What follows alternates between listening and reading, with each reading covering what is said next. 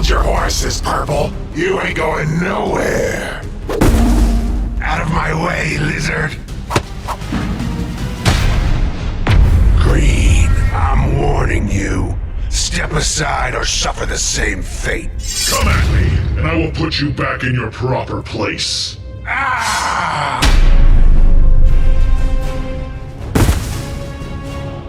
You're all just stepping stones. I won't rest until I reach him. Then you'll have to go through me. You don't understand. I had no choice. There are things about this place that you don't know, Blue.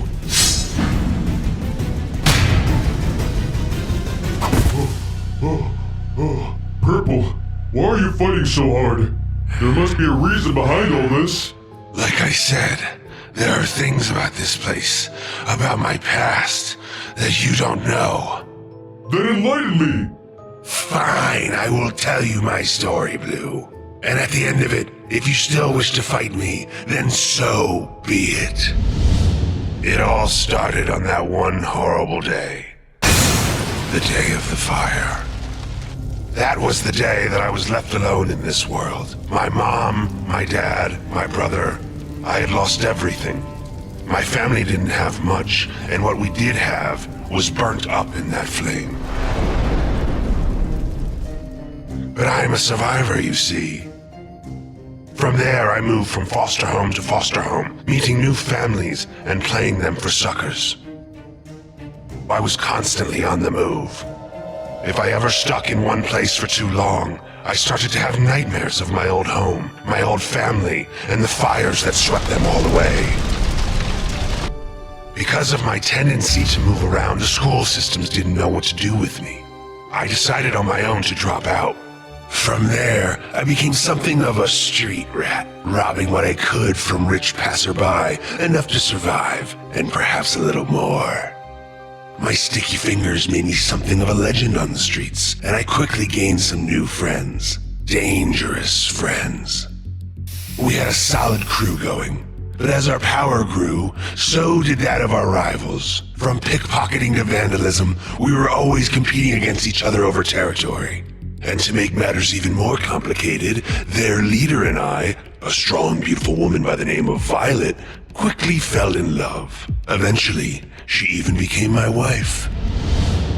Hold up, you were married? Like I said, there are things about my past you didn't know about. Our romance was done in secret to not anger either side. But eventually, there was too much to hide. My wife had become pregnant, and we both decided there and then that we needed out of the game for good. So we ran away from it. We had gotten good at it after all, running away from life. A year had passed, and my wife gave birth to a beautiful baby girl. We didn't have much after leaving it all behind, but we had each other. We could finally start over. Unfortunately, life had other plans for us. One day, my wife's old group caught up to her as she was buying groceries. They didn't take kindly to what they called deserters, and decided to teach her a lesson. She didn't come home that night, or any night after. She was gone, and I was left alone with our daughter. Without my wife's help, I lost my way again. Turned back to a life of petty crime, all in an effort to provide. It was all I knew. I tried to keep my second life from my daughter, but as she grew older, I think she started to suspect her dear old dad wasn't as good of a guy as she thought. Nevertheless, we managed to eke out a humble life for ourselves, even as I struggled to make ends meet. That is, until the day before my daughter's 10th birthday. It was at this time that I first heard the name Rainbow Friends. Apparently, it was all the rage amongst my daughter's classmates. I knew there was no way I could afford to take her there, and I told her as much. She understood, but I could tell deep down that she was disappointed. I resolved to myself that if I couldn't bring her to the Rainbow Friends, then I could bring the Rainbow Friends to her. That night, I made my way to the play place. The place looked abandoned, completely run down. Regardless, I busted in and started my search. There had to be some sort of dolls or other merch I could grab for her. My search took me deep into the play place, and all the while, I was being watched.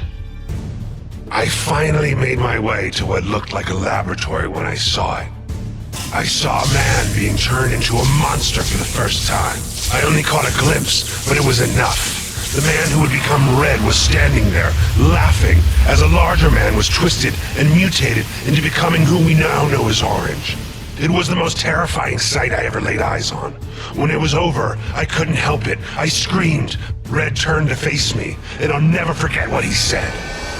Ah, do you want to become my friend too? I ran, but I didn't know where I was going, whereas he knew the facility like the back of his hand. So I ducked into a vent. I sat there in the darkness for a moment until I heard a flame flicker to life. I turned, only to come face to face with the man once more. Boo. I woke up strapped to a table, with Red standing over me. He was holding a binder, full of pictures of me, my wife and my daughter. My, what a tragic life you've led up to this moment, my friend. I am truly sorry. Can it? You're no friend of mine. Temper. Relax. I'm going to offer you a deal, and I highly suggest that you take it. He spoke of a contract between the two of us. He would provide for my daughter, making it so that she would never want for anything in this world ever again. He had a plan to get his riches back to accomplish this, and how I would play a key role in it. Of course, he explained, in order for this plan to succeed, my daughter could never know what happened to me. I knew I could never provide for her. I was nothing but a low-life thief, and so I accepted the terms. It was over in a flash. I might have screamed, but I can hardly remember. Before I knew it, my limbs had grown long and gangly, and my skin became purple. I accepted my new life as a rainbow friend, and for his part, Red delivered to me monthly updates on my daughter's progress. She was alone in the world, but he had made sure to get her in the proper channels. Due to the Rainbow Friend's success, Red became rich, and he had passed a portion of those earnings on to her. She had become successful herself, doing well in school, sports, art, and talent. My little girl had it all. He kept his word, or so it seemed. One day, as we were entertaining the guests as usual, I saw her, my daughter, now fully grown up. She looked just like her mother. I couldn't believe my little daughter had turned into the successful woman that stood before me. And yet, I couldn't bear to face her, so I hid. I was ashamed of what I had become. No daughter should have to see their father in this condition. Then she walked closer. She seemed sad, lonely even, as if she was looking for something. I reached out of the vent to make my presence known, but she was called away by Red. He ushered her out of the room, and I never saw her again. That's a sad story, but I don't understand. You've been here for a long time. Why act out now? It sounds like your daughter is safe. I thought so too, until I found out that it was all a lie.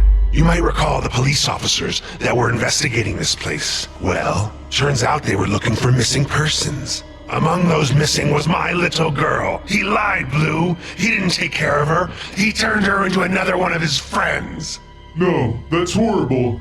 Is it too late? I don't know. There hasn't been a new friend made here in a while. But either way, Red's going to pay for what he's done. Are you with me? Let's do this.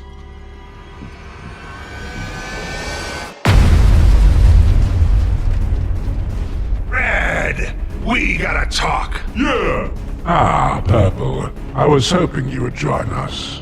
Us? Let me go! Please! No, you monster! Let her go! Wait, that voice. Dad?